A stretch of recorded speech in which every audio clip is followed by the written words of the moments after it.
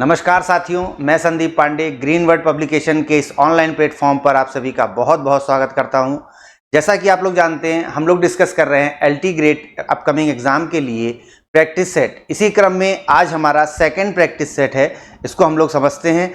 तो जल्दी से जल्दी आप लोग क्लास को शेयर करिए अपने मित्रों के साथ और जुड़े रहिए, आंसर कमेंट करते रहिए। चलिए आगे देखते हैं। पहला प्रश्न क्या कह रहा है, किस मंत्रालय ने महिलाओं के लिए एआई करियर की पहल शुरू की है। ये करंट अफेयर से रिलेटेड आपका प्रश्न है। अप्रैल 2025 में एआई पहल प्रारंभ की गई है। तो पूछ रहा है किस मंत्रालय द्वारा ये पहल प्रारंभ की गई है। तो देखिए, कौशल विकास और उद्यमिता मंत्रालय के द्वारा महिलाओं के लिए, महिला सशक्तिकरण के लिए एआई तकनीक को जोड़ते हुए एआई पहल शुरू की गई है और ये पहल माइक्रोसॉफ्ट के सहयोग के साथ प्रारंभ की गई है। तो आंसर इसमें क्या टिक करेंगे, ऑप्शन सी। आगे चलते हैं नेक्स्ट क्वेश्चन की तरफ। भूमि क्षरण का मतलब है यहां पर मृदा क्षरण से। तो भूमि क्षरण और मृदा की उर्वरता की जो हानि हो रही है, इससे निपटने के लिए ब्रिक्स देशों के समूह द्वारा, ब्रिक्स देश आप जानते हैं कौन से हैं, ब्राजील, रशिया, इंडिया, चाइना और बाद में इसमें जुड़ा है साउथ अफ्रीका। तो 5 देशों का ये समूह, ब्रिक्स समूह, जो आज एक वैश्विक पटल पर बहुत ही महत्वपूर्ण समूह बनकर उभरा है। तो ब्रिक्स समूह द्वारा एक पहल शुरू की गई है कि जो देश हैं जहां पर भूमि क्षरण हो रहा है और मृदा की उर्वरता घट रही है, यानी आप जानते हैं मृदा की जो ऊपरी परत है, मृदा की ऊपरी परत समय के साथ धीरे धीरे अपरदनात्मक शक्तियों के द्वारा उसका हानि होती है, उसका ह्रास होता है। कौन सी शक्तियां, जैसे जल के द्वारा मृदा की ऊपरी परत घुलकर जल में हट जाती है या वायु के द्वारा। तो इस प्रकार से मृदा की हानि से निपटने के लिए एक पहल शुरू की गई है। तो क्या नाम है उस पहल का, ब्रिक्स भूमि पुनर्स्थापन साझेदारी। क्या टिक करेंगे इसमें, ऑप्शन सी को टिक करेंगे। सीधा सीधा फैक्चुअल क्वेश्चन है। आगे बढ़ते हैं। कह रहा है किस रोग के बारे में जागरूकता फैलाने के उद्देश्य से प्रति वर्ष 25 अप्रैल को एक दिवस मनाया जाता है।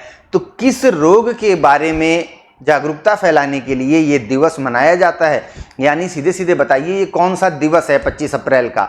तो ये दिवस है मलेरिया रोग की रोकथाम के लिए 25 अप्रैल का दिन निर्धारित किया गया है। देखिए बात क्या है कि आपने देखा बहुत सारे दिवस बनाए जा चुके हैं। तो कुछ ऐसे दिन हैं, कुछ ऐसी तारीखें हैं जिस एक तारीख पर एक से ज्यादा दिवस पड़ रहे हैं। तो इसलिए यहां पर रोग का उल्लेख करके पूछा गया है कि बताइए 25 अप्रैल को किस रोग के बारे में जागरूकता फैलाने के लिए उस दिन को चुना गया है और वो दिवस मनाया जाता है। तो ये मलेरिया दिवस है 25 अप्रैल के लिए। ठीक है, चलिए ऑप्शन डी को यहां पर टिक कर लेंगे, मलेरिया को। आगे देखिए, विजयनगर शासकों और बीजापुर, गोलकुंडा और अहमदनगर की संयुक्त सेनाओं के बीच एक लड़ाई हुई थी, युद्ध हुआ था, तालीकोटा का युद्ध। तो पूछ रहा है किस वर्ष लड़ा गया था तालीकोटा का युद्ध। तो ये लड़ा गया था 1565 में। ऑप्शन बी को टिक करेंगे। आगे बढ़ते हैं। चिपको आंदोलन मूल रूप से किसके विरुद्ध था। तो आप जानते हैं उत्तराखंड में चला था ये चिपको आंदोलन। तब उत्तराखंड राज्य का निर्माण नहीं हुआ था और पेड़ों की कटाई, वनों की कटाई को लेकर लोगों ने आंदोलन चलाया था बहुगुणा जी के नेतृत्व में।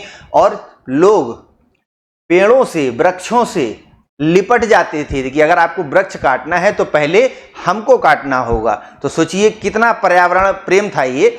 तो वनों की कटाई को लेकर चिपको आंदोलन शुरू किया गया था, यानी मूल रूप से किसके विरुद्ध था, तो वनों की कटाई के विरुद्ध था, वृक्षों की कटाई के खिलाफ था। ऑप्शन सी को टिक करेंगे।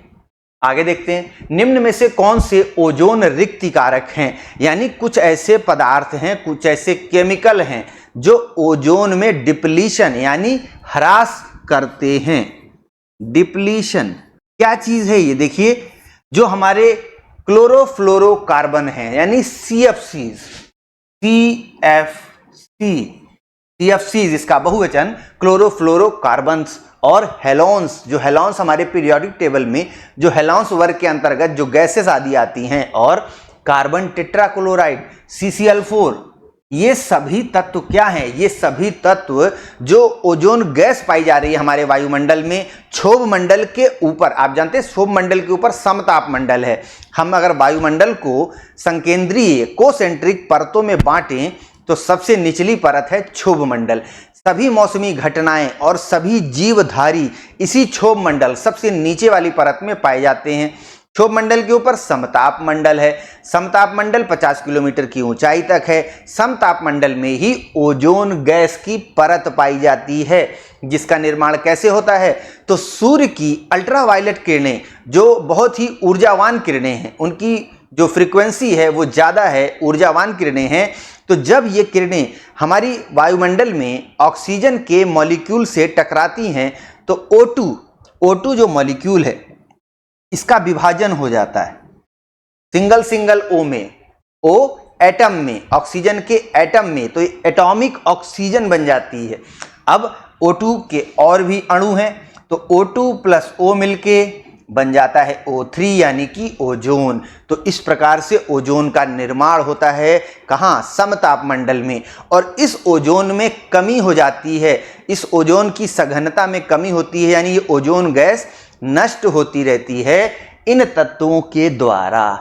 तो यही आपसे पूछा है कौन से ओजोन रिक्ति कारक हैं, डिप्लीटिंग एजेंट हैं। तो एजेंट कौन से हैं? ये तीनों 1 2 3 ये तीनों ही ओजोन रिक्ति कारक हैं।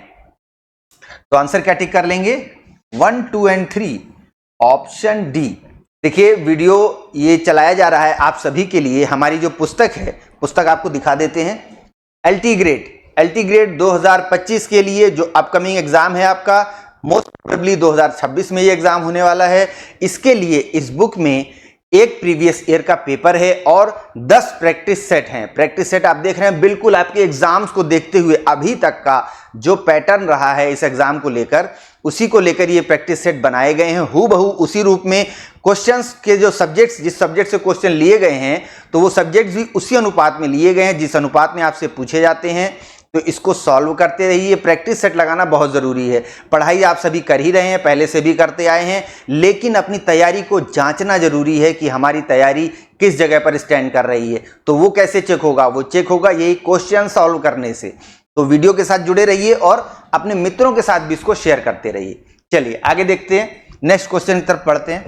कह रहा है जब बर्फ पिघलती है तब बताइए क्या होता है? आयतन बढ़ जाएगा, घट जाएगा, क्या परिवर्तन होगा? तो जब बर्फ पिघलती है तब आयतन घट जाता है, और जब जल बर्फ के रूप में बदलेगा यानी बर्फ जमेगी तब क्या होगा? आयतन बढ़ जाता है। आप किसी बाउल में, फ्रिज में अपने बर्फ जमाने के लिए पानी का एक कटोरा भर के रखिए और देखिए पूरा ऊपर तक उसको भरिए, और जब बर्फ वो जम जाएगी तो 4 6 7 घंटे बाद फिर देखिए तो वो ऊपर से उठ जाता है, उसका हिस्सा कटोरी से थोड़ा बाहर निकला हुआ होता है, यानी बर्फ जो है वो जमने पर आयतन बढ़ जाएगा, और जब पिघलेगी तो आयतन घट जाएगा, अपनी पूर्व अवस्था में आ जाएगा। पानी उतना ही रहेगा, पानी कहीं से नहीं आ जाएगा, तो बर्फ का आयतन घट जाएगा, यानी जल जो था पहले जितना था उसी रूप में आ जाएगा। वास्तव में ये आयतन बदलने की केवल बात है, तो आयतन घटता है, ऑप्शन बी। चलिए लाइकेन सबसे अच्छे सूचक हैं। लाइकेन्स क्या है? जो काई आप देखते हैं जमी रहती है पेड़ पौधों पे या और जगहों पर, ये क्या है? एक बहुत ही प्राकृतिक वनस्पति है या प्रारंभिक स्तर की वनस्पति है लाइकेन। लाइकेन जो है, तो ये कह रहा है कि किसका सूचक है? लाइकेन वायु प्रदूषण का बहुत अच्छा सूचक है। हवा में, हवा की गुणवत्ता जब अच्छी नहीं होती है तो जो हमारी हवा से संपर्क में आने वाले लाइकेन्स हैं, ग्रीन लाइकेन्स, इनका कलर चेंज हो जाता है। तो इसीलिए इनको कहा जाता है कि वायु प्रदूषण की बहुत अच्छी ये सूचना दे रहे हैं, ये हमें बता रहे हैं लाइकेन्स का अगर कलर चेंज हो रहा है यानी उस एरिया में, उस एटमॉस्फेयर में जो वायु है वो प्रदूषित है। तो क्या आंसर टिक करेंगे? Option A. लाइकेन्स सबसे अच्छे सूचक हैं वायु प्रदूषण के। पर्णहरित क्लोरोफिल, क्लोरोफिल जो हरे पेड़ पौधों की पत्तियों में पाया जाता है या अन्य हरे भागों में पाया जाता है। जहां पर हरा भाग होगा पेड़ या पौधे का, वहां पर क्लोरोफिल पाया जाएगा। हरा रंग जो है वो क्लोरोफिल के कारण है। तो क्लोरोफिल में निम्नलिखित में से कौन सा तत्व पाया जाता है? तो वो तत्व पाया जाता है मैग्नीशियम। देखिए क्लोरोफिल का जो एटम है उसके केंद्र में ये मैग्नीशियम पाया जाता है। ये बात यहां पूछी गई है। विज्ञान के प्रश्न हैं ये, देखिए तीनों प्रश्न साइंस से रिलेटेड हैं।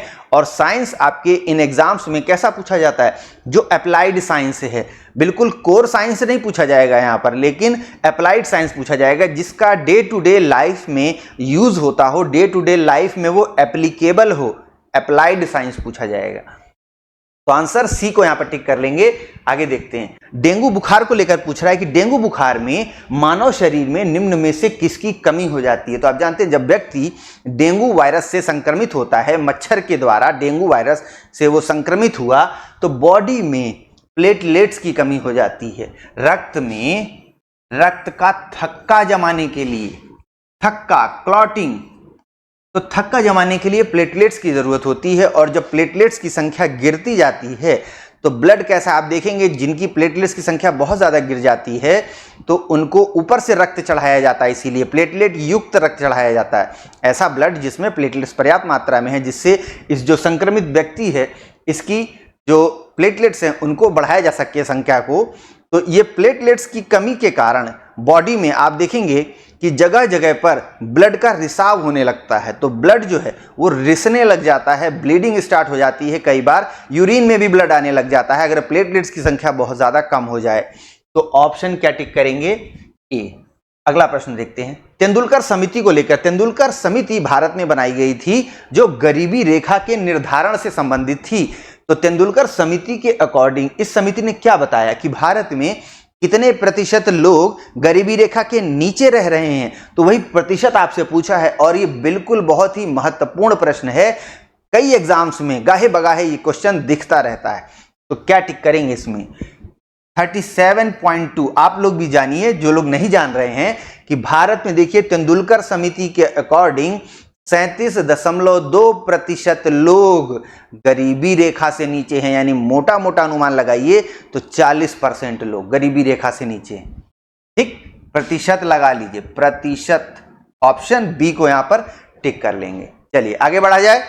अगला प्रश्न देखिए, कह रहा कौन सा भारत में खुदरा मुद्रास्फीति का मापक है। जो खुदरा मुद्रास्फीति का मतलब क्या है, महंगाई, सीधे सीधे जानिए महंगाई। तो जो थोक वाली महंगाई अलग है और खुदरा जो महंगाई है वो अलग है, यानी रिटेल वाली महंगाई। तो उसका मापक क्या है, तो उसका मापक है, एक सूचकांक है, एक इंडेक्स है। कौन सा इंडेक्स है, उपभोक्ता मूल्य सूचकांक। उपभोक्ता मूल्य सूचकांक, इस इंडेक्स के द्वारा ये माना जाता है, ये मापा जाता है कि भारत में क्या है, खुदरा मुद्रास्फीति का स्तर क्या है। ऑप्शन सी को टिक करेंगे। आगे देखिए, भारत की जनगणना 2011 के अंतिम आंकड़ों के अनुसार निम्न में से किस राज्य में शिशु लिंगानुपात सबसे ज्यादा है। तो शिशुओं का लिंगानुपात, यानी पैदा होने वाले मेल चाइल्ड और फीमेल चाइल्ड, उनका लिंगानुपात पूछा है आपसे। तो शिशु लिंगानुपात सबसे कम जो है भारत में, वो पिछली जनगणना के अनुसार, यानी जो लेटेस्ट जनगणना है 2011 की जनगणना, उसके अनुसार सबसे कम, मैं ध्यान दीजिएगा फिर से, सबसे कम लिंगानुपात जो है शिशुओं में वो हरियाणा राज्य में है। तो यहां पर आपसे पूछा है सबसे ज्यादा लिंगानुपात किस में है, अंतिम आंकड़ों के अनुसार किस राज्य में शिशु लिंगानुपात सर्वाधिक है। तो सबसे ज्यादा शिशु लिंगानुपात अरुणाचल प्रदेश में है, लेकिन वो यहां पर ऑप्शन में नहीं है। तो दिए गए विकल्पों में छत्तीसगढ़ में ही सबसे ज्यादा शिशु लिंगानुपात है और उत्तर प्रदेश हमारा काफी पीछे है शिशु लिंगानुपात के मामले में। हरियाणा में आप जानते हैं सबसे कम शिशु लिंगानुपात है। ठीक है, तो आंसर ए यहां पर टिक करेंगे, ऑप्शन ए। अगला देखिए, भारतीय संसद में निम्न में से कौन शामिल है। संसद, तो देखिए आर्टिकल 79 ये संबंधित है किससे, संसद से। आर्टिकल 79 क्या कहता है, आर्टिकल 79, तो आर्टिकल 79 कहता है कि भारत के लिए एक संसद होगी जो राष्ट्रपति, राज्यसभा और लोकसभा से मिलकर बनेगी। सीधा सीधा आर्टिकल 79 आपने पढ़ा है या नहीं पढ़ा है, ये यहां पर एग्जामिनर जानना चाह रहा है। बेयरेट में खोलकर देखिए, सीधे सीधे लिखा हुआ है कि भारत के लिए एक संसद होगी, यानी होगी ही होगी, और जो राष्ट्रपति, राज्यसभा और लोकसभा से मिलकर बनेगी। तो देखिए यहां पर आंसर कौन कौन है, राष्ट्रपति एवं दोनों सदन। दोनों सदन मतलब लोकसभा और राज्यसभा, लोकसभा और राज्यसभा। तो ऑप्शन डी को यहां पर टिक करेंगे। देखिए अन्य विकल्पों को भी देखिए, केवल लोकसभा राज्यसभा नहीं, राष्ट्रपति महोदय छूट गए हैं, और लोकसभा राज्यसभा और प्रधानमंत्री तो नहीं। प्रधानमंत्री जो है वो संसद का सदस्य इस रूप में नहीं है, ठीक, वो संसद का सदस्य है अस्थायी रूप से, जब वो चुन कर आता है केवल तभी। और लोकसभा के अध्यक्ष और लोकसभा नहीं, राष्ट्रपति और दोनों सदन, जी हां दोनों सदन, जैसा हमने आपको बताया आर्टिकल 79 के अकॉर्डिंग राष्ट्रपति, लोकसभा और राज्यसभा से मिलकर संसद बनती है। 3 अंग हैं संसद के।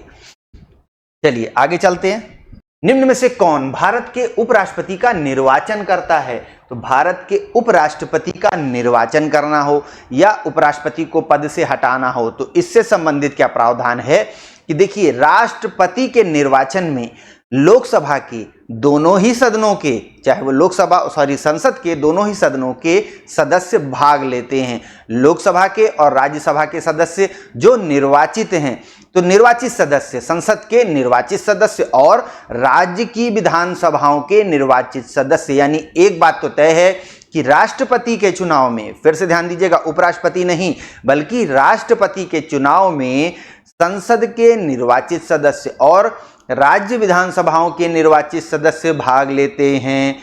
आगे देखिए उपराष्ट्रपति को लेकर, उपराष्ट्रपति के निर्वाचन में राज्यों की विधानसभाओं के सदस्य भाग नहीं लेते हैं, केवल संसद के सदस्य भाग लेते हैं। यानी लोकसभा और राज्यसभा के सदस्य वोटिंग करेंगे उपराष्ट्रपति के चुनाव में। तो देखिए जरा, लोकसभा के सदस्य, राज्यसभा के सदस्य, तो 1 सही है, 2 सही है। केवल तो नहीं लिखा हुआ है ना कि केवल लोकसभा के सदस्य, नहीं, तो लोकसभा के सदस्य भाग लेते हैं उपराष्ट्रपति के निर्वाचन में, राज्यसभा के सदस्य भी भाग लेते हैं उपराष्ट्रपति के निर्वाचन में, विधानसभाओं के सदस्य भाग नहीं लेते, और विधान परिषदों के सदस्य तो किसी में भी भाग नहीं लेते। राष्ट्रपति के चुनाव में भाग नहीं लेते तो उपराष्ट्रपति के चुनाव में कहां से भाग लेंगे, ठीक। तो 1 और 2, ऑप्शन ए, ऑप्शन ए, केवल 1 और 2, ठीक है। ऑप्शन ए को यहां पर टिक कर लेंगे। आइए आगे देखते हैं। संविधान के अंतर्गत उच्चतम न्यायालय से विधि के प्रश्न पर राय लेने का अधिकार किसको है? तो देखिए ये है आर्टिकल आई लव यू वाला 143 आर्टिकल 143 143। इस आर्टिकल में ये बताया गया है कि राष्ट्रपति को ये अधिकार है कि वो संविधान से संबंधित या विधि से संबंधित कोई ऐसा प्रश्न है जिसको वो समझते हैं कि इस पर मुझे उच्चतम न्यायालय से सलाह लेनी चाहिए, राय लेना चाहिए। क्यों? क्योंकि उच्चतम न्यायालय को ये शक्ति दी गई है संविधान के द्वारा कि वो क्या करे, संविधान का व्याख्या करे, संविधान का व्याख्याता है वो। तो इसलिए राष्ट्रपति उच्चतम न्यायालय से कोई भी विधि का प्रश्न आया, कोई क्वेश्चन आया कि इस मामले में ये किया जाना चाहिए या वैसा किया जाना चाहिए, तो उस पर वो राय लेते हैं। किससे? उच्चतम न्यायालय से, राष्ट्रपति महोदय। Option A. इतना बताने के बाद तो अब क्लियर है, ऑप्शन ए को टिक करेंगे।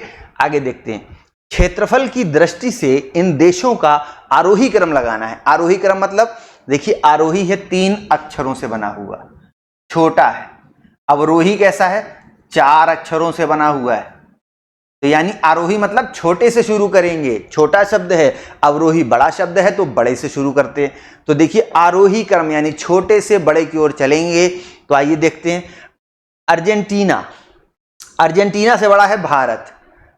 नहीं, हाँ ठीक है। भारत से बड़ा है ऑस्ट्रेलिया और ऑस्ट्रेलिया से बड़ा है ब्राजील। तो ये बात तो ठीक है। अन्य विकल्पों में जरा देख लीजिए।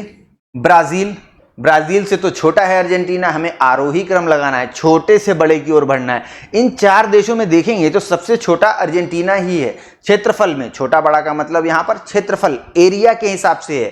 तो अर्जेंटीना सबसे छोटा है। तो ऑप्शन सी, केवल ऑप्शन सी में ये बात आ रही है कि अर्जेंटीना, उससे बड़ा भारत, उससे बड़ा ऑस्ट्रेलिया और उससे भी बड़ा ब्राजील। ठीक बात है। ऑप्शन सी को यहां पर टिक कर लेंगे। चलिए, वित्त वर्ष 23-24 के अनुमानों के अनुसार ओएनजीसी द्वारा भारत में ज्यादातर प्राकृतिक गैस का जो उत्पादन किया जा रहा है वो किस बेसिन से किया जा रहा है? तो आप जानते हैं Krishna Godavari basin, KG basin जिसको कहा जाता है, केजी बेसिन। बेसिन क्या है? नदी का वो क्षेत्र। देखिए जैसे हम वॉश बेसिन जानते हैं, वॉश बेसिन क्या है? नल आपने खोला तो जितने एरिया में पानी फैलेगा उसको कहते हैं बेसिन है। तो वैसे ही नदी का भी बेसिन है, नदी की मुख्य धारा है या नदी का जल है, जितने क्षेत्र में फैल रहा है वही है नदी का बेसिन। तो कृष्णा गोदावरी बेसिन के क्षेत्र से प्राकृतिक गैस का उत्पादन किया जा रहा है। रिलायंस जैसी कंपनियां इस क्षेत्र में काम कर रही हैं, जिन्हें कि भारत सरकार द्वारा अधिकृत किया गया है। ठीक है, तो ऑप्शन बी, निम्न में से कौन सा क्षेत्र ज्वारीय ऊर्जा के उत्पादन का प्रमुख क्षेत्र है? तो देखिए खंबात की खाड़ी, जो कि खंबे जैसी खड़ी है, खंबात की खाड़ी। जरा भारत के मैप में जाइए तो ये वाला जो एरिया है, ये वाला, ये है खंबात की खाड़ी। गुजरात राज्य यहां पर लगता है। तो खंबात की खाड़ी में भारत के समुद्री राज्यों में से जो गुजरात वाला क्षेत्र है, खंबात की खाड़ी वाला क्षेत्र, वहां पर ज्वारीय ऊर्जा उत्पादन की सबसे ज्यादा संभावनाएं हैं। ठीक, तो ऑप्शन सी। चलिए अगले प्रश्न की ओर चलते हैं। सूचियां दी हुई हैं, 2 सूचियां दी हुई हैं, इनको आपको सुमेलित करना है। तो देखिए जरा, एक सूची है ये खनिज क्षेत्रों की, और इन क्षेत्रों से कौन कौन सा खनिज मिलेगा उसकी सूची है। तो देखते चलते हैं। तो देखिए जादूगोड़ा झारखंड, सबसे पहले देखिए क्योंकि ये बड़ा चर्चित है, तो जादूगोड़ा झारखंड से हमें मिलता है यूरेनियम। ये यूरेनियम बहुत ही महत्वपूर्ण है, यूरेनियम पारमाणविक ऊर्जा के लिए। तो यूरेनियम जादूगोड़ा झारखंड। जावर राजस्थान में सीसा प्राप्त होता है। ये सीसा लेड वाला सीसा है, लेड। तो एक और देखिए, तलचर उड़ीसा में मिलता है कोयला। तो यहां पर क्या लिखेंगे? 4 नंबर। और गुरु महिसानी में लौह अयस्क, उड़ीसा की लौह अयस्क की खदानें, गुरु महिसानी की खदानें बड़ी प्रसिद्ध हैं। तो 3 4 2 1 क्या यहां मिल रहा है? देखिए ऑप्शन ए में है, ए में ही है ना, ऑप्शन ए, 3 4 2 1। चलिए आगे बढ़ते हैं। कौन सा राज्य भारत में मैग्नीज का सर्वाधिक उत्पादन करता है? तो भारत में मैग्नीज का सबसे ज्यादा उत्पादन करने वाला राज्य मध्य प्रदेश, उड़ीसा, कर्नाटक या महाराष्ट्र? तो नहीं, मध्य प्रदेश नहीं बल्कि महाराष्ट्र। ऑप्शन ए को यहां टिक करेंगे। भारत में जो पिछले आंकड़े हैं हमारे खनिज उत्पादन के इंडियन मिनरल ईयरबुक के अनुसार, तो वो है महाराष्ट्र, खनिज का, मैग्नीज का सबसे ज्यादा उत्पादन करने वाला राज्य। कौन सा देश हीरे का सबसे बड़ा उत्पादक है? तो हीरे का सबसे बड़ा उत्पादक विश्व में रूस रहा है, और अभी भी है। वर्तमान में रूस डायमंड का सबसे बड़ा प्रोड्यूसर है। ऑप्शन सी यहां पर टिक करेंगे। निम्न में से कौन सा बौद्ध स्थल है जो निरंजना नदी के किनारे स्थित था? यानी देखिए ये बोध गया की बात हो रही है। ये जो निरंजना नदी है, इसी को दूसरा इसका जो स्थानीय नाम है वो है फल्गु नदी। फल्गु नदी, तो फल्गु नदी या निरंजना नदी के तट पर ही बोध गया नामक स्थान बिहार राज्य में स्थित है, और यहीं पर भगवान बुद्ध को ज्ञान की प्राप्ति हुई थी। ठीक है, तो ऑप्शन ए। औरंगजेब से रिलेटेड एक प्रश्न है कि औरंगजेब की मृत्यु के समय मराठा का जो नेतृत्व था वो किसके हाथों में था? कौन थे पेशवा? तो देखिए औरंगजेब की मृत्यु होती है 1707 में। 1707 में औरंगजेब की मृत्यु होती है, जिससे पहले औरंगजेब बराबर लड़ रहा था किन से? मराठों से, और दक्षिण के अभियान पर था, आप जानते हैं इस बात को। तो शिवाजी के पुत्र संभाजी और राजा राम, जो कि इन युद्धों में मारे गए, शिवाजी के बाद जो और राजा उनके हुए, उनके पुत्र, तो राजा राम मारे गए, और उनकी जो पत्नी थी राजा राम की, ये पेशवा बने, और इनकी जो पत्नी थी ताराबाई। राजा राम भी वीर गति को प्राप्त हुए। वीर मराठा पेशवा राजा राम, जिनकी पत्नी ताराबाई, इन्हीं के हाथों में फिर नेतृत्व आया। कब? औरंगजेब की मृत्यु के समय। ठीक है, और आप जानते हैं कि जो शाहू थे उनको औरंगजेब ने कैद कर लिया था। ऑप्शन डी को यहां पर टिक करेंगे। आप लोगों के रिलेटेड कोई प्रश्न हो तो बिल्कुल कमेंट करिए, निसंकोच। हम लोग यहां पर बैठे हुए हैं, हर एक कमेंट का आंसर दिया जाएगा, विद डिटेल दिया जाएगा। तो बिल्कुल पूछिए और जुड़े रहिए क्लास के साथ, शेयर भी करते रहिए वीडियो को। प्रथम महायुद्ध, विश्व युद्ध के दौरान कहां पर भारत की एक अंतरिम सरकार बनी थी? अंतरिम क्या है? अस्थायी सरकार। स्थायी सरकार नहीं है, अस्थायी सरकार बनी थी। ये बनी थी राजा महेंद्र प्रताप के द्वारा अफगानिस्तान में, भारत से लगा हुआ अफगानिस्तान, जहां पर अंतरिम सरकार, भारत सरकार का गठन किया था इन्होंने ही, राजा महेंद्र प्रताप ने। ऑप्शन ए को टिक करेंगे यहां पर। निम्नलिखित कॉलेजों में सर्वप्रथम किसकी स्थापना हुई थी?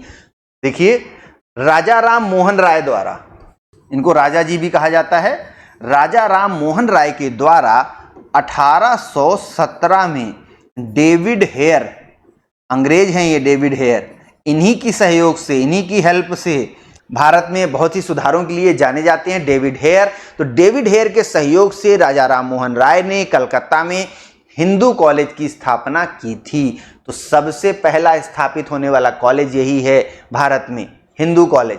ठीक है, आगे देखिए शारदा एक्ट की बात हो रही। शारदा एक्ट जो है ये बड़ा चर्चित है, भारत में शादियों से संबंधित, लड़के लड़कियों के विवाह की आयु को निर्धारित करने से संबंधित है।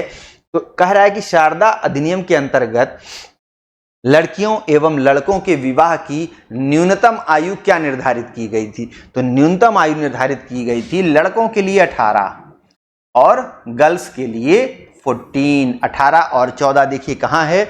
ऑप्शन बी में, ऑप्शन बी। ठीक है, आगे बढ़ते हैं। अब देखिए कौन सा कथन असत्य है।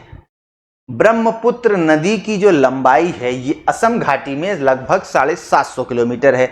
ये बात ठीक है, ब्रह्मपुत्र की नदी की लंबाई असम घाटी में सबसे ज्यादा है और करीब करीब 750 किलोमीटर है। आगे सुबनसिरी जिसका उद्गम तिब्बत में है, ये एक पूर्ववर्ती नदी है। ये पूर्ववर्ती नदी क्या होता है? पूर्ववर्ती, एंटीसीडेंट रिवर, एंटीसीडेंट रिवर, ये क्या है? पूर्ववर्ती नदियों का मतलब ये है कि ऐसी नदियां हैं यहां पर जो हिमालय की उत्पत्ति से पहले भी बह रही थीं और बड़े ही धीरे धीरे हिमालय का उत्थान होता गया। तो इन नदियों ने हिमालय को काटकर अपनी जो धारा थी उसको बनाए रखा। यानी ये नदियां हिमालय को काट के भी बह रही हैं आज भी। यानी पूर्व शब्द इसीलिए यहां पर यूज किया गया है कि पूर्ववर्ती, यानी हिमालय से पहले की ये नदियां हैं और हिमालय बन गया तो कोई दिक्कत नहीं है। नदी की धारा ने हिमालय को काटा समय के साथ और काट कर बह रही है। तो पूर्ववर्ती नदी है कौन? सुबनसिरी, जिसका उद्गम तिब्बत में है। अधिकांश हिमालयी नदियां कैसी हैं? पूर्ववर्ती नदी है। जैसे देखिए भारत में, जरा इस मैप, सतलज नदी प्रवेश करती है शिपकीला दर्रा से। ये क्षेत्र तिब्बत का क्षेत्र है और यहां पर क्षेत्र है एचपी यानी हिमाचल प्रदेश का। तो सतलज नदी, फिर एक सिंधु नदी देखिए इस तरह से प्रवेश कर रही है और यहां पर फिर ब्रह्मपुत्र नदी असम में, जिसकी बात हो रही है ब्रह्मपुत्र नदी की, और यहां तिब्बत के क्षेत्र से सुबनसिरी, कामेंग, ये इसकी सहायक नदियां हैं। तो सुबनसिरी एक पूर्ववर्ती नदी है।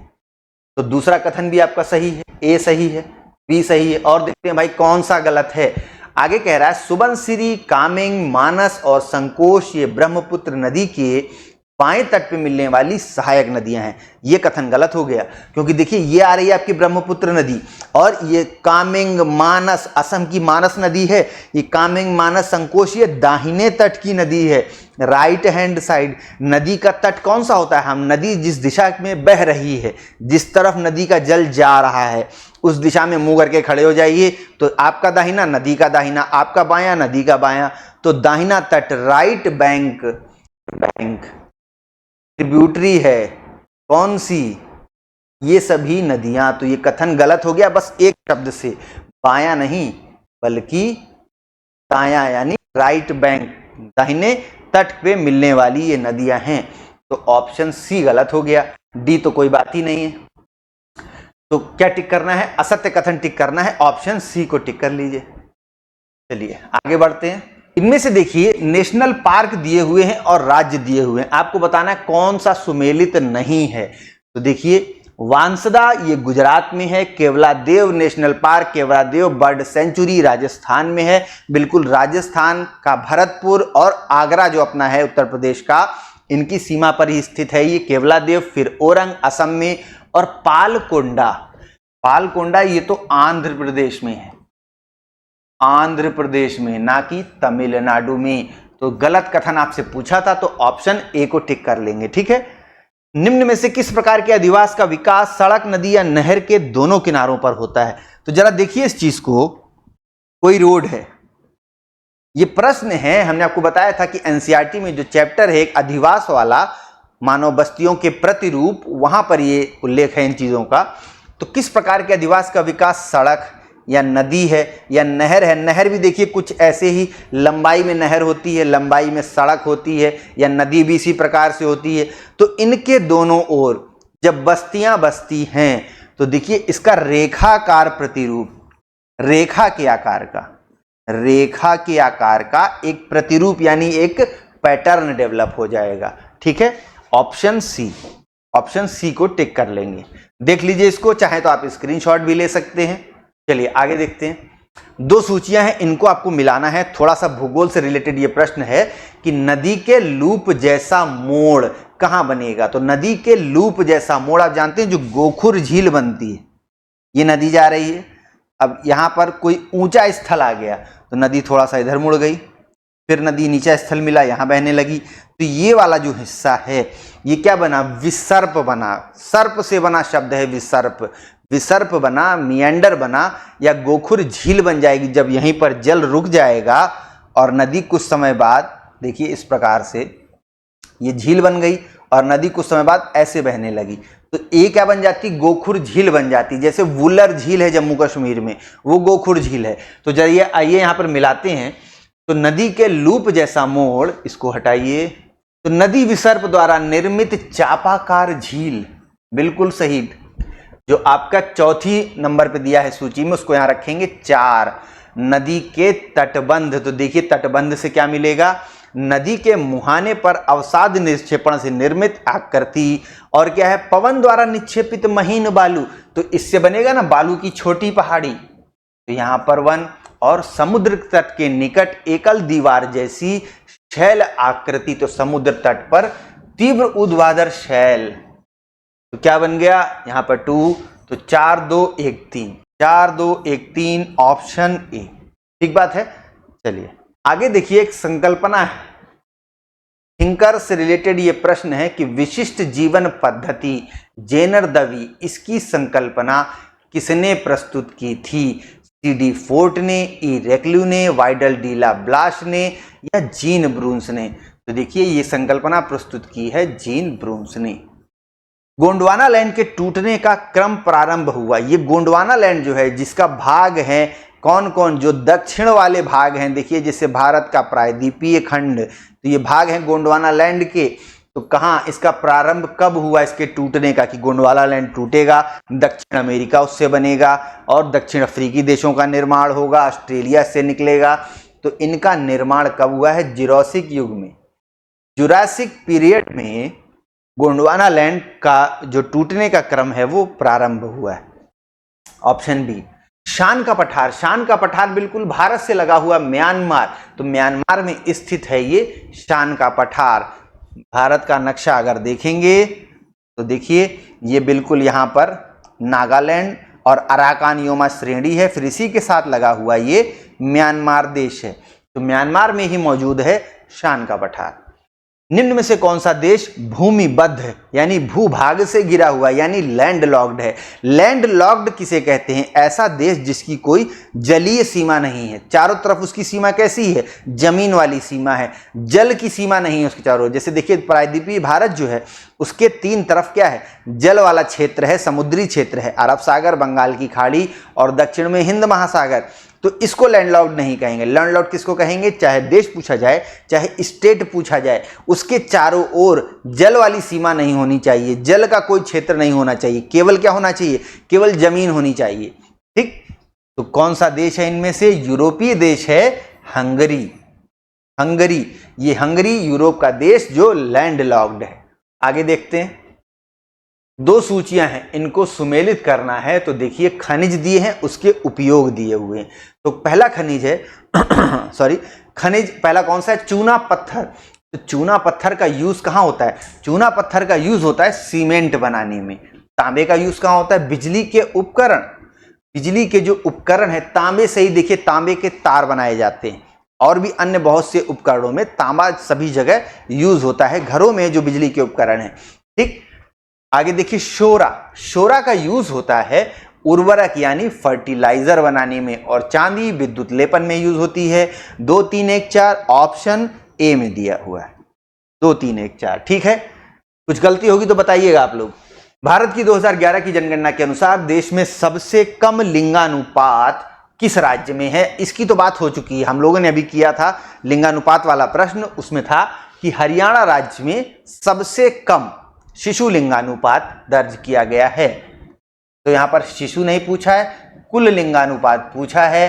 तो कुल लिंगानुपात के मामले में भी हरियाणा राज्य है जहां पर सबसे कम लिंगानुपात दर्ज हुआ है।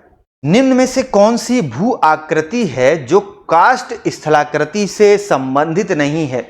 चूना पत्थर वाली चट्टानों में जल के रिसाव या जल के जमाव से जो स्थलाकृतियां बनती हैं उनको हम कास्ट स्थलाकृति कहते हैं। ठीक, तो अंधी घाटी, डोलाइंस और लेपीस ये कास्ट स्थलाकृति के उदाहरण हैं। लटकती घाटी, लटकती घाटी जो स्थलाकृति है इसका निर्माण हिम नदियों के द्वारा होता है, ग्लेशियर्स के द्वारा होता है। ग्लेशियर बर्फ की बड़ी बड़े खंड जो वो सरकते हैं धीरे धीरे, तो उसको एक नदी का नाम दिया जाता है, तो इसको कहते हैं हिम नदी, बर्फ वाली नदी या हिम खंडों से निर्मित नदी। तो ग्लेशियल रिवर्स, तो हिम नदियों के द्वारा लटकती घाटी का निर्माण होता है। क्या होती है लटकती घाटी? लटकती घाटी का अर्थ है कि जब पहले कोई एक पुरानी घाटी है और उसी के पास में कोई नई घाटी निर्मित हुई जिसका तल पहले की घाटी से ऊंचा हो गया है, तो जब एक तल ऊंचा हो गया दूसरी घाटी का तल नीचा हो गया, तो जो पहले वाली घाटी थी वो लटकती हुई महसूस होती है, तो उसी को कहते हैं लटकती घाटी। Option B. ठीक है, चलिए।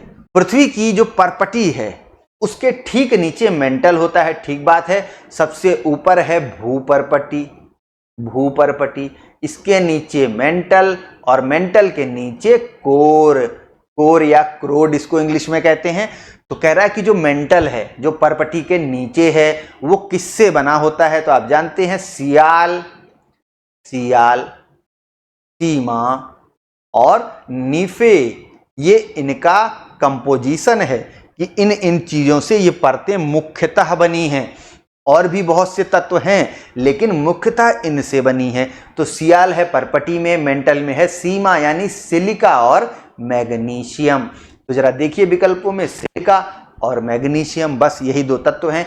1 और 3 कहाँ दिया है? ऑप्शन बी में दिया हुआ है। जरा इसको मिटाते हैं। ऑप्शन बी में दिया हुआ है 1 और 3, इसको टिक कर लेंगे। आगे देखिए, संसाधन संरक्षण से क्या आशय? ये तो बड़ा आसान प्रश्न है, आप लोग इसका आंसर दीजिए कमेंट में कि संसाधनों के संरक्षण से दिए गए विकल्पों से जरा मिलाइए कि क्या आशय है। तो आशय इसका क्या है कि संसाधनों के उपयोग में कंजूसी, कृपणता नहीं, संसाधनों का अनुप्रयोग, नॉन यूज नहीं, संसाधनों का विवेकपूर्ण उपयोग, यानी संसाधन जो है हमारे रिसोर्सेस हैं, जो भी प्रकृति द्वारा हमें रिसोर्सेस प्रदान किए गए हैं, जल हो या पेड़ पौधे हों या कोयला हम निकाल रहे हैं या कोई भी संसाधन जो हमें प्रकृति से प्राप्त हो रहा है, हम लकड़ी ही प्राप्त कर रहे हैं, कोई भी रिसोर्स प्राप्त कर रहे हैं, उसका जो उपयोग हम करें तो जरा बुद्धिमानी से, जरा विवेक के साथ इसका उपयोग करें, क्योंकि ये संसाधन सीमित हैं और ये नष्ट हो जाएंगे। इसलिए ऑप्शन सी, संसाधनों का विवेकपूर्ण उपयोग। कोपेन के वर्गीकरण के अनुसार, आप जानते हैं कोपेन ने जलवायु परिस्थितियों के आधार पर वर्गीकरण किया हुआ है क्षेत्रों का। तो भारत के अनुसार, भारत के वर्गीकरण में कोपेन का जो वर्गीकरण है, तो गोवा के दक्षिण में जो पश्चिमी घाट है, पश्चिमी घाट आप जानते हैं भारत के पूरे जो प्रायद्वीपीय भाग है उसके पूरे पश्चिमी किनारे के साथ साथ पश्चिमी घाट पाया जाता है। तो वहां पर कह रहा है कौन सी जलवायु पाई जाती है? कोपेन के अकॉर्डिंग, कोपेन की जब बात करेंगे तो यहां पर पाई जाएगी AMW जलवायु। देखिए CWG, ये गंगा के मैदान में, गंगा का जो मैदान वाला क्षेत्र है, ये उत्तर प्रदेश वाला क्षेत्र, इस पूरे गंगा घाटी में CWG प्रकार की जलवायु पाई जाएगी। किसके अकॉर्डिंग? कोपेन के अकॉर्डिंग। ठीक है, तो यहां पर ऑप्शन आप डी टिक करेंगे, कंफ्यूज नहीं होंगे, AMW। आगे देखिए, सौर मंडल में किस ग्रह के सबसे ज्यादा उपग्रह हैं?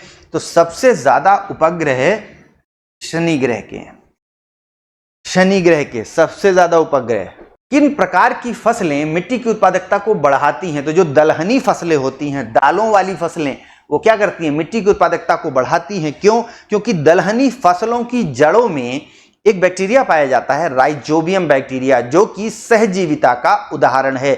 सहजीविता मतलब परजीविता नहीं, सहजीविता, यानी वो बैक्टीरिया भी पेड़ को लाभ पहुंचाता है और पेड़ के बदले में वो न्यूट्रिशन प्राप्त करता है। तो राइजोबियम बैक्टीरिया जो वायुमंडल में नाइट्रोजन मौजूद है, जो कि हमारे वायुमंडल में सबसे ज्यादा है, करीब 78% या 76% के अकॉर्डिंग वायुमंडल में नाइट्रोजन मौजूद है। इस नाइट्रोजन को ये बैक्टीरिया स्थिरीकरण प्रदान करता है, नाइट्रेट में बदलता है, और जब नाइट्रेट में बदलकर पौधों की जड़ों में को स्टोर करेगा तो पौधे इससे क्या प्राप्त करेंगे, न्यूट्रिशन प्राप्त करेंगे। और जो नाइट्रोजनस पौधे हैं जैसे कि दालें, दलहनें, ये इस प्रकार से मिट्टी की उत्पादकता को बढ़ा देंगी।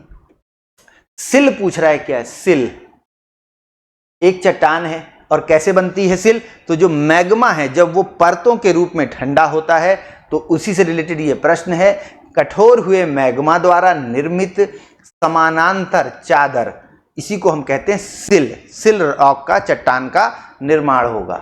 आगे चलिए, ट्रांस हिमालय को लेकर प्रश्न है कि ट्रांस हिमालयन जैव भौगोलिक क्षेत्र के बारे में जरा विचार करिए, इनमें से बताइए कौन सा कथन सही है, कौन सा गलत है। पहला कथन देखते हैं, कह रहा ट्रांस हिमालय मूलतः यूरेशिया प्लेट का एक खंड है। तो ये सही बात है, जो ट्रांस हिमालय है, ट्रांस हिमालय ये यूरेशिया प्लेट का खंड है, इस प्रकार से देखिए।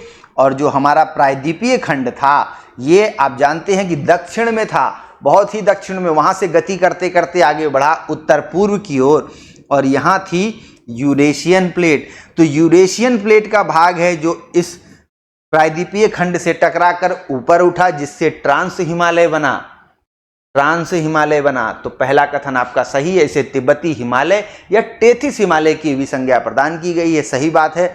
और ये लाइन मैं आपको बता दूं बिल्कुल एनसीईआरटी से कॉपी की गई है, तो एनसीईआरटी इसलिए जरूर पढ़िए, खोल के देखिए। 10th और 11th की एनसीईआरटी में हूबहू चीजें आपको मिलेंगी। ये शब्द भी वहीं से उठाए गए हैं जो प्रश्न पूछे गए हैं। तो ट्रांस हिमालय मूलतः यूरेशिया प्लेट का खंड है, ये बात सही है।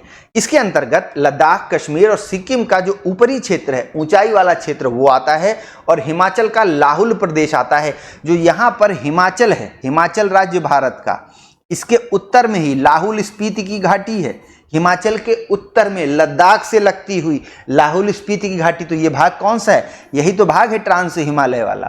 तो कथन 2 भी सत्य है। तीसरा कह रहा है कि ये जो क्षेत्र है अत्यंत शुष्क एवं ठंडा है। तो ट्रांस हिमालय तो शुष्क है ही, क्यों?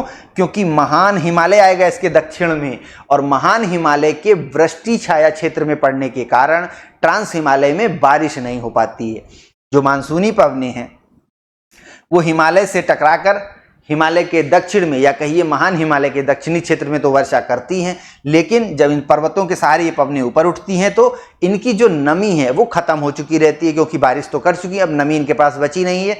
तो जो ट्रांस हिमालय वाले क्षेत्र में जब ये पवनें पहुंचेंगी तो वहां पर बारिश नहीं होगी। मुश्किल से 10 या 20 सेंटीमीटर एनुअली यहाँ पर बारिश हो पाती है।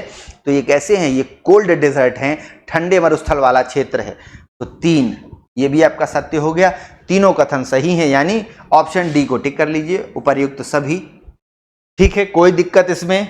आगे बढ़ा जाए। 2 सूचियां दी हुई हैं, जनजातियां हैं, और ये जनजातियां किस राज्य में पाई जाएंगी ये आपको बताना है। तो देखिए लेप्चा जनजाति, ये सिक्किम की जनजाति है लेप्चा। माल पहाड़ियां ये पाई जाएंगी झारखंड में।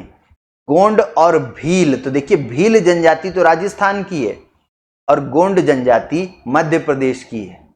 3 4 1 2 कहां दिया है भाई? 3 4 1 2 ऑप्शन ए, 3 4 1 2 ठीक है।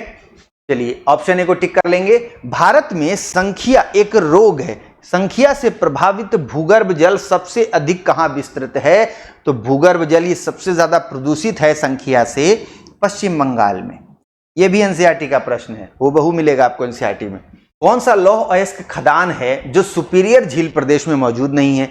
तो जो हमारा यूएसए का क्षेत्र है, अमेरिका का क्षेत्र, इसी में देखेंगे तो 5 झीलें हैं, सुपीरियर, ह्यूरन, मिशिगन, एरी और ओंटारियो, 5 झीलों का समूह है। तो इस सुपीरियर झील प्रदेश में इनमें से कौन सी लौह अयस्क की खदान नहीं है? तो जरा देखते हैं। तो देखिए सीधे सीधे दिखाई दे रहा है कि क्रिवोइराग, क्रिवोइराग ये जो खदान है ये कहां है? ये है यूक्रेन में, यूक्रेन में। ऑप्शन बी को यहां पर टिक कर लेंगे। हवाई द्वीप जो समूह है ये यूएस का, यहां पैसिफिक में फैला हुआ हवाई द्वीप समूह जो ज्वालामुखी वाला क्षेत्र है, यहां पर कह रहा प्रमुख उत्पादन किस चीज का होता है? तो यहां प्रमुखता उत्पादन गन्ने का होता है। ऑप्शन सी को टिक करेंगे। सरिता अपहरण, सरिता अपहरण का मतलब है, सरिता मतलब ये नदी का पर्यायवाची है, नदी का अपहरण हो जाता है। अपहरण का क्या मतलब है? देखिए, दो धाराएं नदी की बह रही हैं और एक धारा दूसरी धारा में मिल जाएगी तो एक धारा बन जाएगी, फिर ये दो धाराएं नहीं रह गई, तो इसी को कहते हैं नदी का अपहरण कर लिया, किडनैप कर लिया, दूसरी नदी को अपने में मिला लिया। तो नदी अपहरण की अधिक संभावना इनमें से कहां होगी? तो देखिए, जल विभाजक, यानी दो नदियां बह ही क्यों रही थीं? क्योंकि इनके बीच कोई ऐसी पर्वत श्रृंखला या उच्च भूमि, पठारी भूमि मौजूद थी जो इनके बीच विभाजन का, डिवाइडर का काम कर रही थी। अब क्या हुआ? जल विभाजक के दोनों ओर ढाल की जो प्रवणता है, प्रवणता का मतलब है मात्रा से समझिए कि मैग्नीट्यूड, मैग्नीट्यूड ऑफ स्लोप, ये क्या हुआ? समान होगा? नहीं। जब जल विभाजक के दोनों ओर ढाल प्रवणता में ज्यादा अंतर होगा तब क्या होगा? तब होगा कि जो नदी है वो अपहरण कर लेगी दूसरी नदी का। ठीक है, आगे देखिए, दक्षिणी गोलार्ध के जो चक्रवात हैं उसमें वायु के दक्षिणावर्ती प्रवाह का मुख्य कारण क्या है? तो दक्षिणी गोलार्ध पे जरा हम लोग चलते हैं। ये हमारा दक्षिणी गोलार्ध, यहां पर जो हमारे वायु के प्रवाह का बात हो रही है, ये चक्रवातों की दिशा की बात हो रही है। तो दक्षिणावर्ती, दक्षिणावर्ती का मतलब है देखिए क्लॉकवाइज, क्लॉकवाइज। तो ये देखिए, दक्षिणी गोलार्ध में चक्रवातों की जो दिशा है वो क्लॉकवाइज है और उत्तरी गोलार्ध में एंटी क्लॉकवाइज है। तो इसका कारण क्या है? तो कारण में आंसर तो हम आपको बता दे रहे हैं, विक्षेप बल। विक्षेप बल, किस चीज का विक्षेप बल? ये बात है कोरियोलिस फोर्स की। कोरियोलिस फोर्स जो है वो एक विक्षेप बल है। कोरियोलिस फोर्स का जन्म कैसे होता है? तो वास्तव में कोरियोलिस फोर्स, आप इसको फोर्स कह लीजिए या एक परिघटना कह लीजिए। क्या है परिघटना? कि धरती, पृथ्वी जो है हमारी गोल है और ये पश्चिम से पूरब घूमती है। देखिए कुछ इस तरह से, ये है आपका वेस्ट और ये है ईस्ट।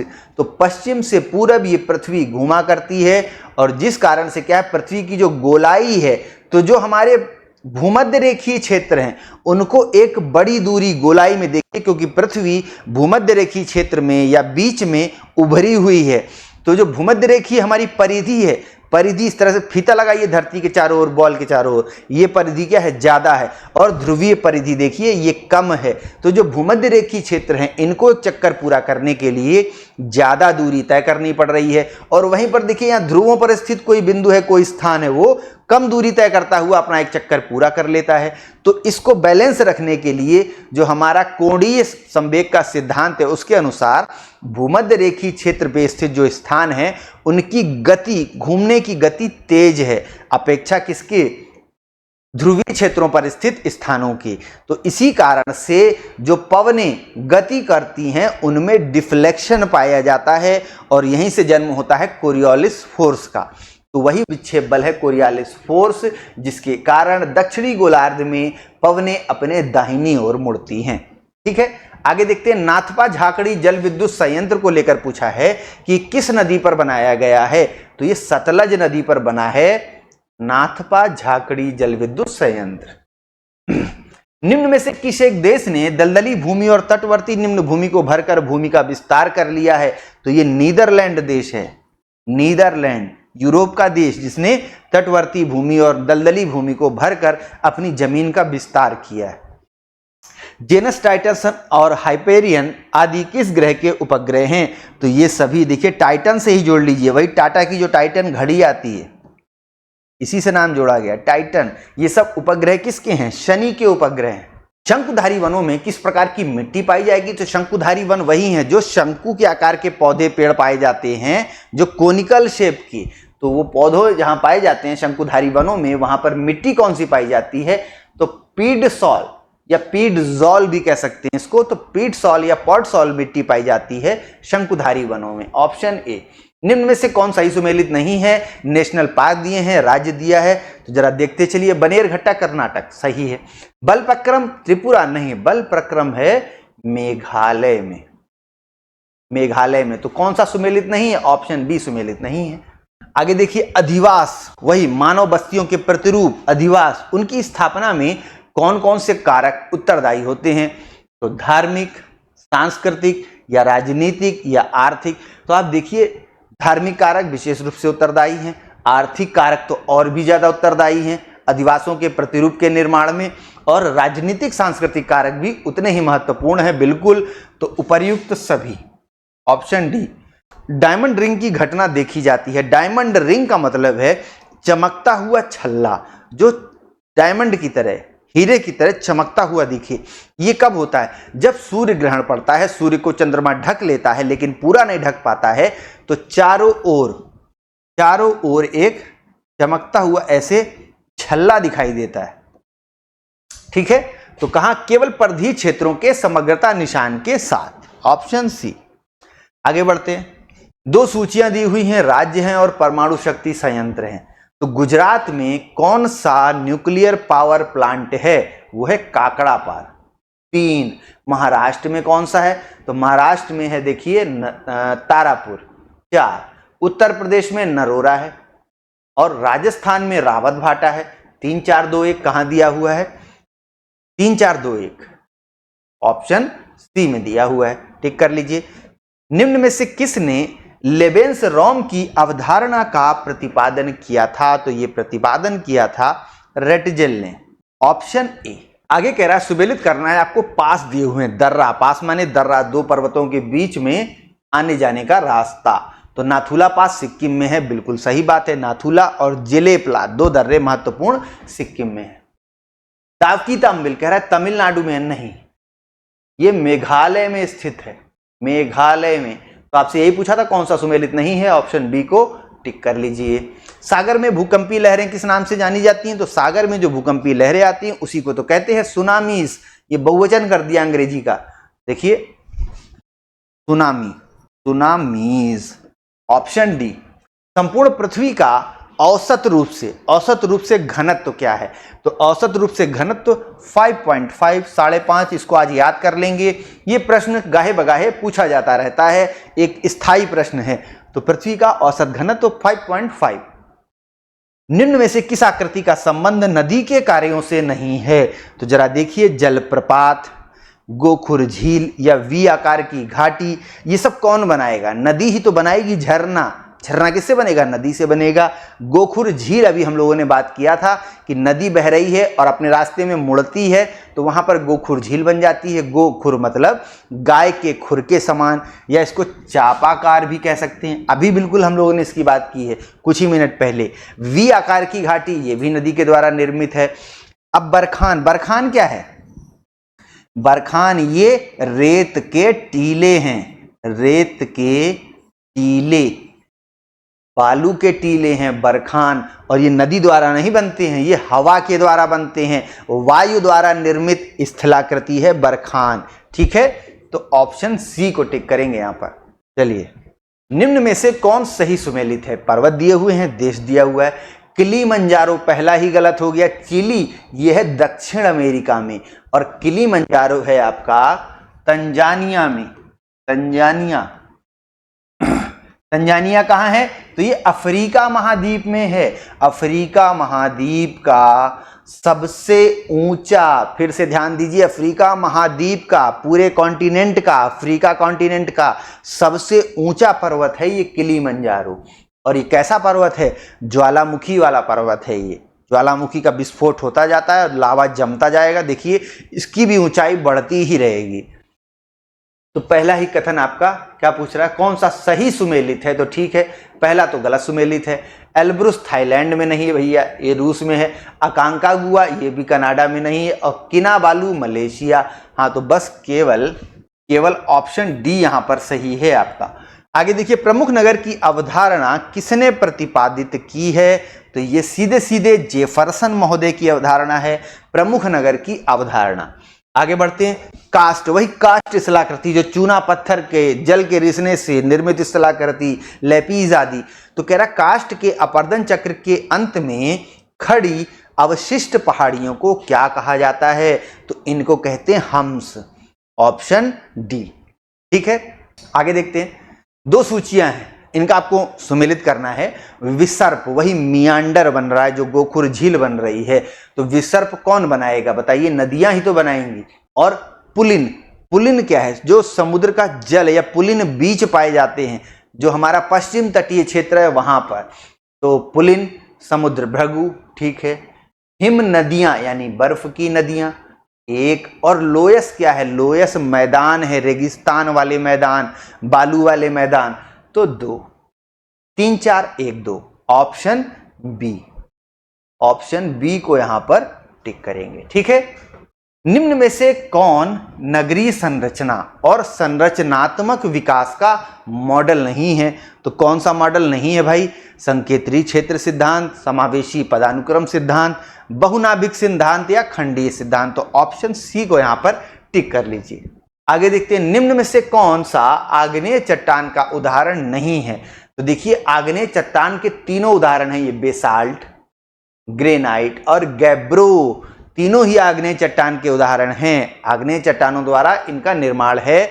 ग्रेफाइट जो है, ग्रेफाइट कोई आग्नेय चट्टान नहीं है, ये मेटामॉर्फिक रॉक है, यानी रूपांतरित चट्टान है, कायांतरित चट्टान है, जिसके रूपांतरण हो चुका है, जिसकी काया में परिवर्तन हो चुका है ताप और दाब के प्रभाव से।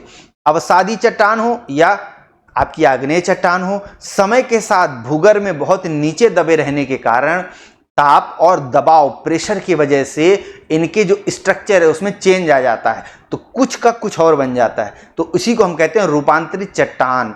तो वही है जैसे कि ग्रेफाइट, ठीक है। निम्न में से कौन सी गैस ज्वालामुखी उद्गार के दौरान प्रतिशत के रूप में सबसे ज्यादा मात्रा में निकलती है? तो जब एक ज्वालामुखी में विस्फोट होता है तो बहुत सारी गैसें निकलती हैं, CO2 भी निकलती है उसमें, मीथेन भी निकलती है, बहुत सी गैसें निकलती हैं, लावा निकलता है, लेकिन एक गैस है जो सभी ज्वालामुखी उद्गार के दौरान सबसे ज्यादा निकलेगी। कौन सी? यही जल वाष्प, पानी। पानी गर्म होकर भाप बना हुआ है और यही सबसे ज्यादा निकलेगा, तो जल वाष्प, ऑप्शन डी। निम्न में से कौन सा युग्म सही नहीं है? तो आइए देखते हैं कौन सा युग्म सही नहीं है। लैपिस भूमिगत जल, ठीक है, ज्यूजेन पवन, एस्कर नदी। एस्कर जो स्थलाकृति है ये नदी नहीं बल्कि ग्लेशियर या कहिए हिम नदियों के द्वारा निर्मित है। तो पूछा क्या है आपसे कि कौन सा युग्म सही नहीं है? तो यही वाला सही नहीं है, ऑप्शन सी।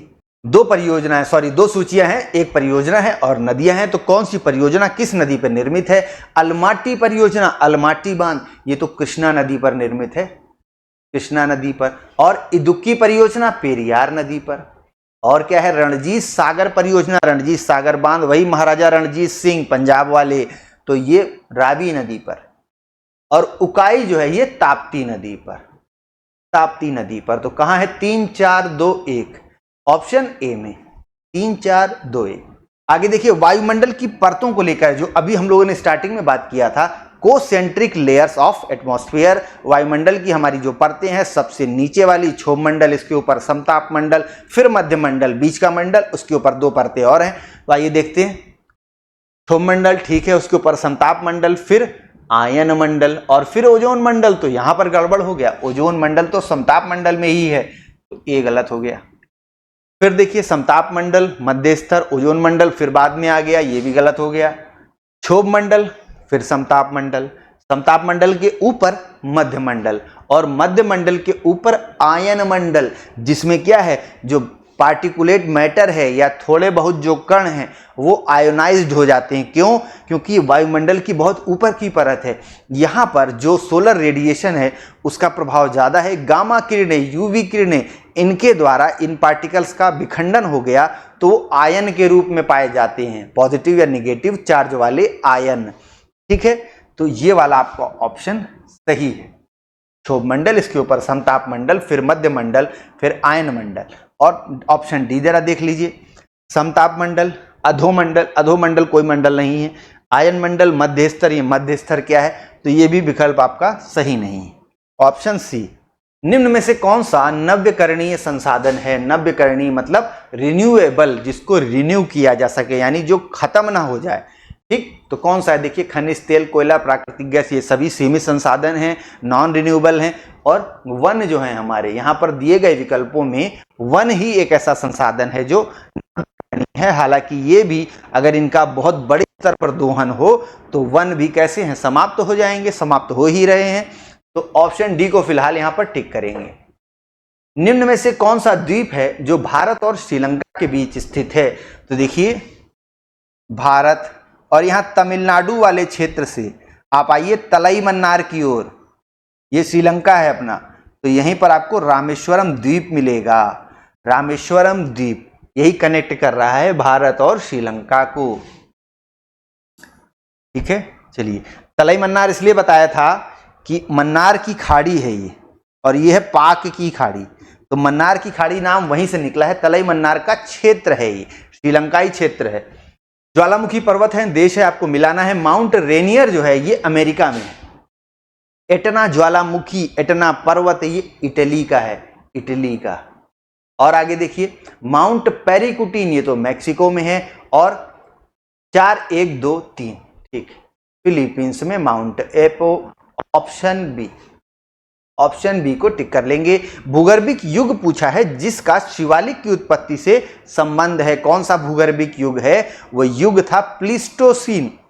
प्लीस्टोसीन युग, इसको आप हिमयुग के नाम से भी जानते हैं। तो प्लीस्टोसीन युग में ही शिवालिक की उत्पत्ति होना शुरू हुई थी। ऑप्शन सी को यहां पर टिक करेंगे। आगे बढ़ते हैं। निम्न में से कौन सा जलडमरू मध्य है जो काला सागर और मरमरा सागर को जोड़ता है? ब्लैक सी और सी ऑफ मरमरा, इनको जोड़ने वाला जो जलडमरू मध्य है वो है बास्फोरस। बास्फोरस जलडमरू मध्य। कयाल कह रहा है किस प्रदेश में पाए जाएंगे? तो कयाल जो हैं ये समुद्री जल द्वारा निर्मित बैकवाटर या लगून टाइप की स्थलाकृतियां हैं, और ये पाई जाती हैं केरल में। कहां पाई जाएंगी? केरल में।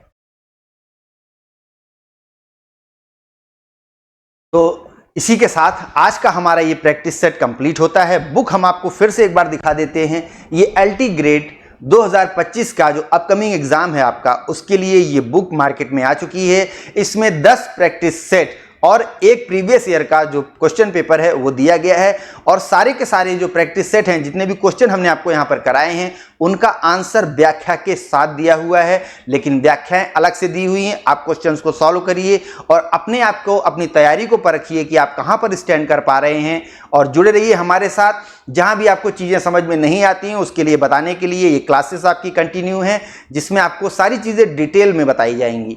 तो वीडियो को शेयर करिए अपने मित्रों के साथ, सहपाठियों के साथ जो जुड़े हुए हैं, एलटी ग्रेड एग्जाम की तैयारी कर रहे हैं। तो मिलते हैं अगली क्लास में, जहां हम लोग डिस्कस करेंगे नेक्स्ट प्रैक्टिस सेट।